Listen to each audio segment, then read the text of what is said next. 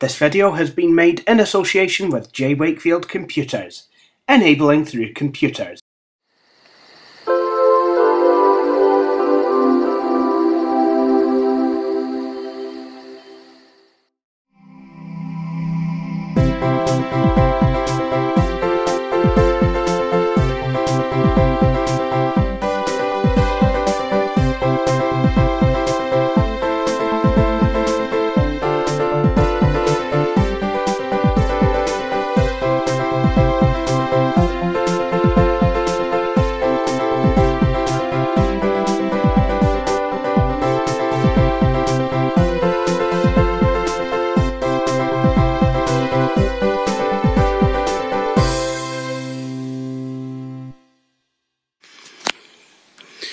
Buenas noches, los videos regardos.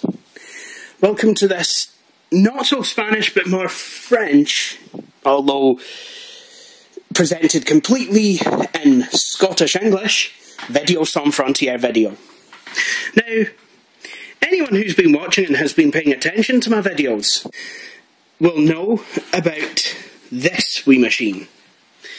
This is the Packard Bell iMedia X2414, or it was. This machine, I'm sad to say, has kind of expired.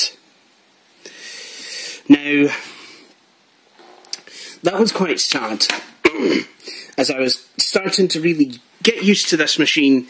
You know, to have a Windows machine, I feel it is necessary to do so for the sake of my business. So, I've decided to go ahead and repair it. Now, the fault that it has is the same fault it had before. I would power it up, the heatsink would spin up and then down. Now, unfortunately, the heatsink also became quite damaged, so now it has a balancing issue. This wasn't due to meltdown, this was due to human error. Basically, now the heatsink has got a balancing error, and the whole machine sounds like a very badly tuned diesel when you switch it on. Not that it stays on very long, it usually just kind of peters out and goes bleh, bleh. So, I've decided to replace what I believe to be the rogue parts. Shopping. And I bought something that's not old. It's a 775 motherboard. It's the only one that they have that I can really get nowadays. Certainly on the high street.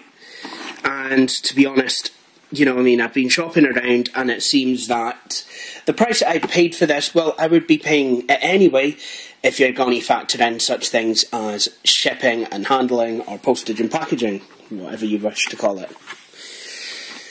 So this is a 775 board.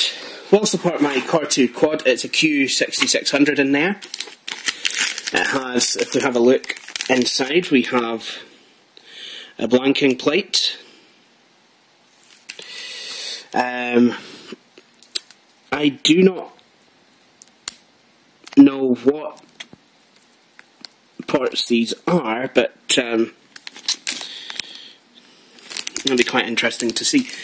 It'll be quite interesting to see what the onboard graphics are actually. I think they're Intel. Certainly not going to be NVIDIA. So here we have some SATA cables, which is good to have. We have some sort of a leaflet, which has got nice and tiny print. It's got X-Fast USB. Basically, I'm guessing it's a last fling for USB 2 before we move on to USB 3. We have a driver CD. Kind of looks like one of those antivirus products you'd get off the shelf at somewhere like PC World. It's the same sort of colour scheme. And then you have the instruction manual, and it's nice and thick as a motherboard instruction manual should be. I remember reading the motherboard manual for my 2001 custom build, and this was really before I knew anything about computers, and to be honest, I think I freaked out a wee bit. All I knew for sure is that my 2001 custom build would take up to 512 megs of RAM and a 933 megahertz copper mine Pentium 3 processor. So if we lift up this wooden flap, you have the motherboard. So, on this board, there's the processor socket, heatsink for the chipset, another heatsink. We have 4 SATA connections, an IDE, just the one, power supply, RAM, PCIe times 1, PCIe times 16, 2 PCI slots, oh, and another IDE, or could that be a floppy cable? I'm not entirely sure. Anyway, all I know for sure is that the card reader in this machine, I could never get it to go properly. So I think that might be taking a one-way trip to Cairn College, to use a Trailer Park Boys phrase. And in its place, I think I'm going to put the Zip 250 drive out of the Abstalgia machine, and that's going to go back to having its stock 100 megabyte drive in there. There'll be zip drives all round, really, because I want them for the Packard Bell in the office. So, I took the board out of its anti-static packaging. I can now show you what all is going on. Now, I'm not too sure what the orange SATA means. Could that be a faster SATA? I'm going to read up all about it. Now we have a PS2 mouse and keyboard port, which, to be honest, as this is a new motherboard, well, sort of, it's last-gen Intel processors, but shh, I'm very glad to see it has PS2 ports. Now, what I find strange is this. It has an RS-232 serial port, which the original board in the Packard Bell iMedia X2414 doesn't have. However, there's no IEEE 1284 printer parallel port. Maybe because the manufacturers of this motherboard didn't want me kind of using its full name and boring everyone to death. Well, I did anyway, so that's a silly omission. Personally, if I had to choose between serial and parallel, I think I would take parallel. But, well, in the old style, I mean, I wouldn't choose IDE over SATA, but, or parallel over universal serial bus. But, you know, it's, yeah. So I do find that quite odd. Maybe I can plug a serial mouse into it or something, or... Do you know what? There's probably going to be a use somewhere for the serial port. If it had the printer port, though, I could have used an old school joystick. Although, having said that, Windows 7 does not support game ports. So I've been led to believe. I've never tried it on a machine with a game port. I lost the game port the day that I built the 2004 custom built. That was, I think, the first of the legacy ports to go, and quite saddening it was too. Anyway, there's 4 USB 2 ports, and I can tell the USB 2 ports because they're not coloured blue. There's an Ethernet port, which is always quite nice to have. Microphone, headphones, and, well, speakers and line in. So in some ways I am losing out, because the original board did have true 6-channel sound. But as this is going to be a bedroom computer, and as the old motherboard is dead, I really have no use for 6-channel sound. I mean, if I want it, if I really, really badly want it, I'm not going to look to the motherboard for it. I'm probably just going to whack in a proper sound card or something, you know. But really, this board kind of makes me sad, in a way. Because it spells the end of the line for the socket 775. And you know that it's just been put together for someone to build a cheap-ass PC with it. However, having said that, I have had to make another buy. And this other buy that I've had to make is actually the RAM. Because where this PC takes DDR2, this motherboard doesn't. This motherboard takes DDR3. So being one of the last 775 PCs, it does actually use DDR3 RAM. And I find that quite funny actually, because I have a 775 which uses DDR1 memory, the cube. And it really doesn't thank itself for it either. So the 775 socket really has spanned all of the memory types. It's, you know, quite something.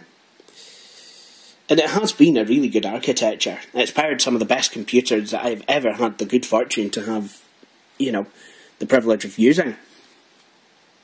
Anyway, I think what I'm going to do, before I set up and start dismantling this machine, I think I need a cup of tea, because I haven't had one all day, and I think I need to grab a wee bite to eat. Otherwise, I'll end up with PCI face syndrome. Or more likely, before my face gets hit by the PCI slots, I think I'm more likely to get gored by that. To be honest, it might make me look a bit better.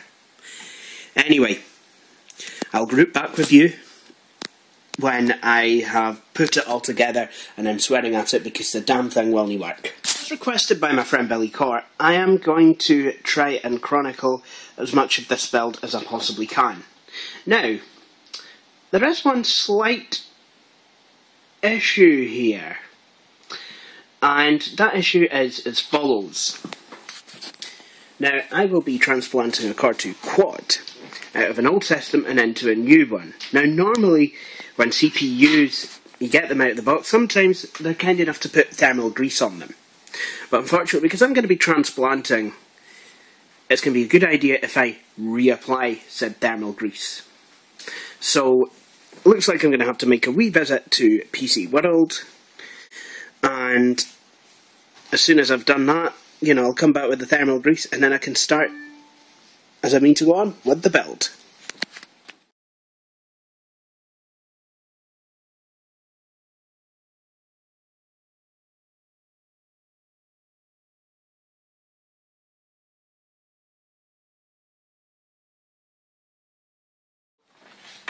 I think it's time for an apology. Because as I was building this machine, as I was getting ready to clean the CPU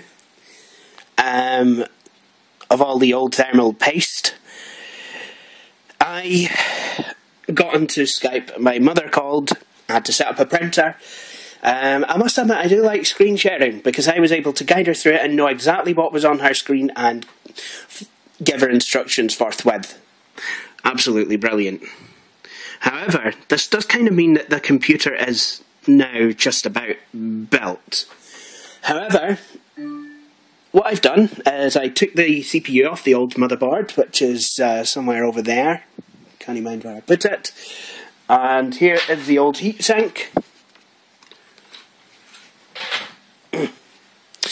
And I've mounted the new heatsink to the board, and thanks to the modular design, it's actually looks a lot harder to fit because it's not all in one piece, but actually it's so much easier. You've got the brackets to put down, they're quite easy, and you know, you're not going to smash your motherboard. You know, it's really quite good. So all that's sorted, and the heatsink is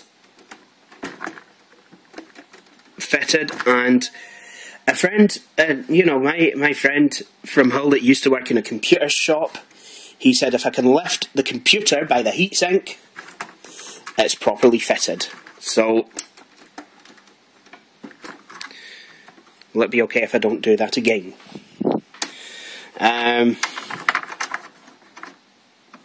The motherboard has been mounted into place. Oh yeah, the CPU is under that heatsink. I've not just mounted the heatsink just for the good of my health. That would have been a wee bit embarrassing now, wouldn't it? Still to fit memory. Still to plug in all the drives. Still to plug in all the case headers and what have you. That should be quite easy, because everything's all in the one plug. got USB headers. I'm not too sure if the card reader is going to be able to stay, because that's just got the 4 pins. To be honest, I'm perfectly okay if it isn't though, because actually I want to add a zip drive. And like I said, you know, I did suspect that I was going to be sending this thing for a one-way scholarship to Cairn College. Anyway, time to actually dig back into the instruction manual and then put all these headers back. But before I do anything else, I need another cup of tea. So now it's time for the big switch on. A couple of comments though. First off, I like how all of these headers are actually plugs and not just wee wires with connectors on the end. I don't see very well, and generally I have to do this by feel. And sometimes it can be difficult kind of feeling all those pins. And obviously, you know, I can then get the pins in the wrong way round. But I mean, I do eventually manage to get everything sorted. I mean, come on. I mean, I built the 2007 custom belt, which is brilliant. So here we have the audio header, the USB 2 header. There's only one, because there's only 2 sets of USB ports. And there is SATA. Now, I did wonder why one was facing one way and one was facing the other way, but actually, that's a really good design. These SATA cables have wee clips in them, and this is why I've chosen to use these instead of the ones that came with the motherboard, which is still in the box. And the clips are facing outwards, so I don't have to remove one SATA cable to remove the other one. It's just common sense. All the motherboards plugged in. The only thing that I don't have, that I was going to completely neglect to put in, was RAM. This is not going to work well without it. So I'm going to install some. I have 4 gigs of memory, which is really nice if I'm honest. I'm going to install that, and then we're going to go for the big powered on.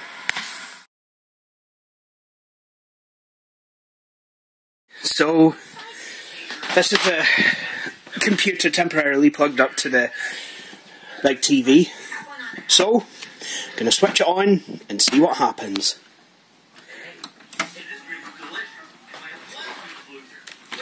So that's good. Spins up. I'm going to press F2 or delete C, and it goes. 2.66 quad core with 4 GB of DDR3 RAM, 256 meg shared. The graphics adapter. The CPU fan is a lot quieter, and well, it seems to be running absolutely fine.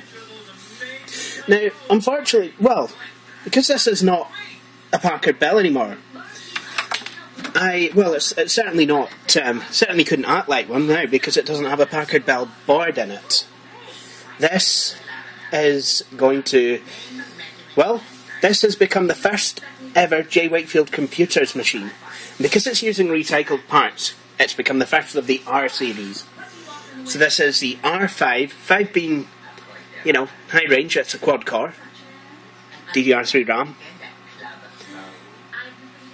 Actually, with the state of the motherboard, I would say it's an R340.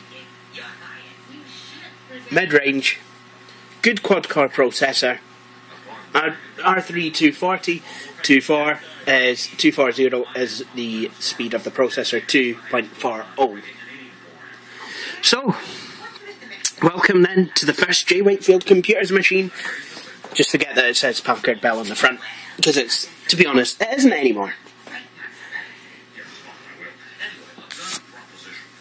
So, I'm going to take this card reader out and replace it with a zippity-doo hard drive.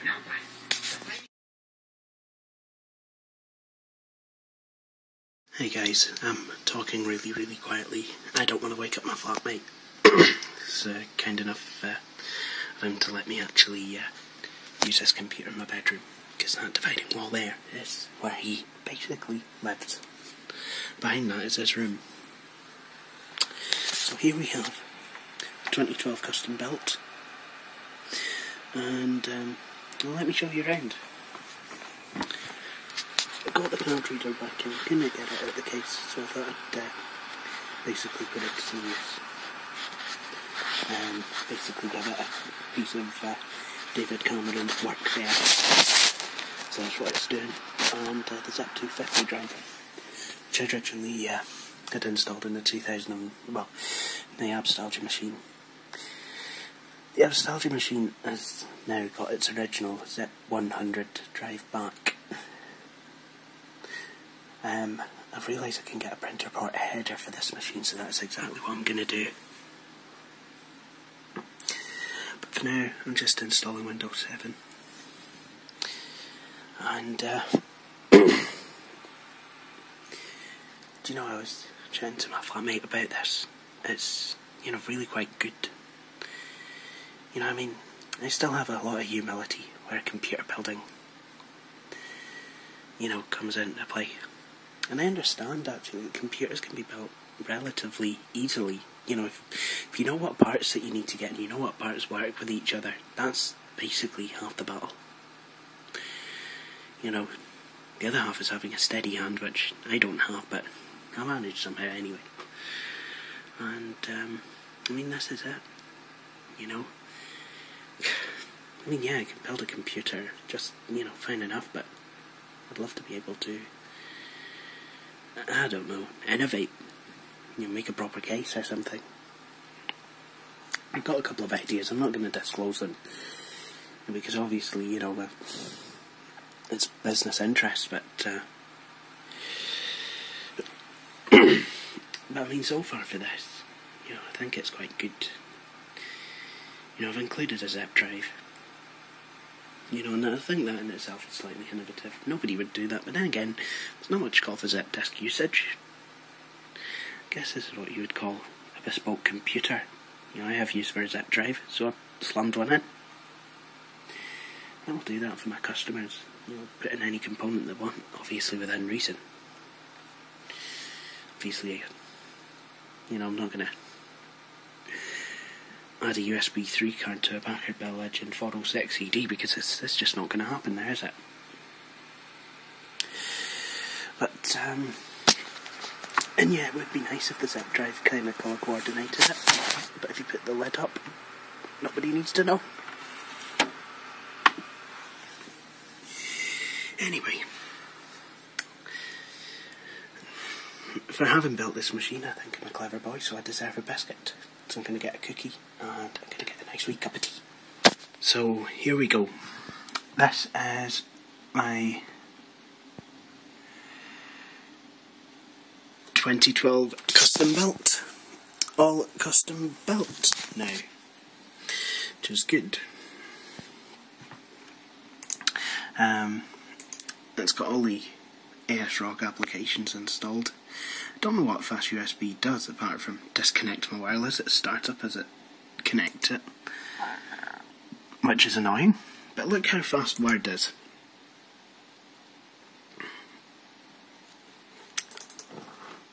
I've never seen Word 2010 run so fast. Let's try a different program. Let's try PowerPoint. Still very fast. That makes me happy, Jay.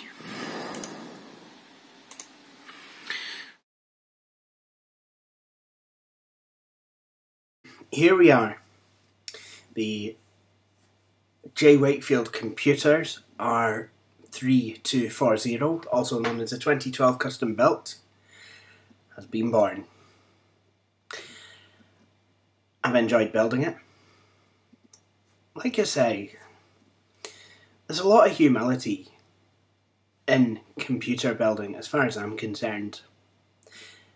I know that I can build computers. I've done a fair few.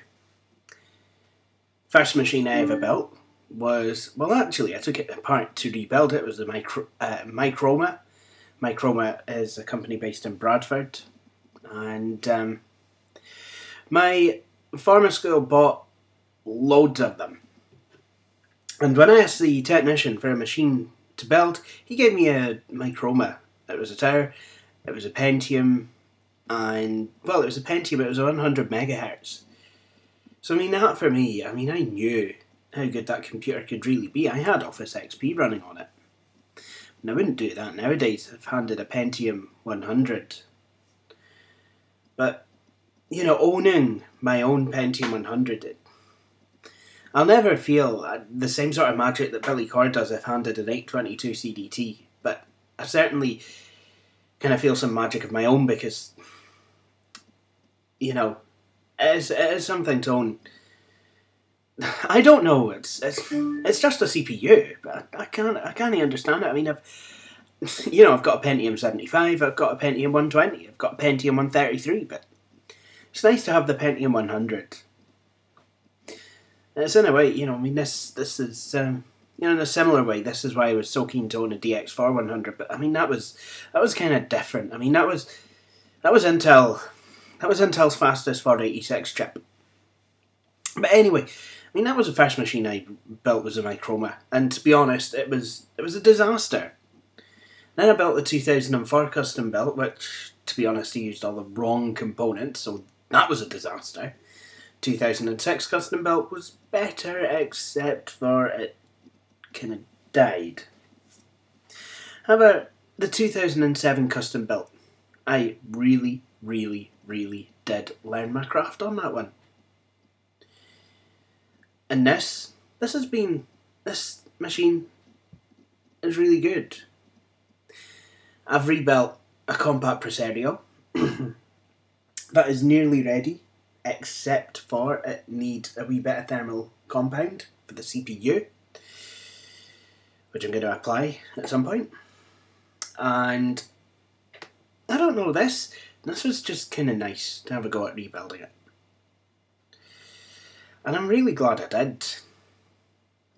I mean, like I was saying, the feeling you get when you're switching on a machine for the first time and then you hear it all powered up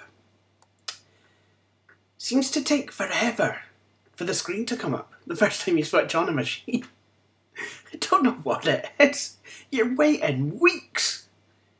And then the screen comes up, it's like, oh, geez, I thought I was going to have to try troubleshooting that. You always forget something really stupid. I mean, I nearly kind of put that machine together and plugged it in and switched it on without any RAM in it. And, you know, I realised, hang on a minute, I've got to install the RAM. Oh dear. But I mean, I got everything installed. I got the cartridges to work. I thought it wasn't going to work, but I realised that now it'll actually work on a normal USB header. You know, you can, if you've got a 3 or a 4 pin plug for something like an internal card reader, it will plug into a normal USB header on the motherboard. If it's a 3 pin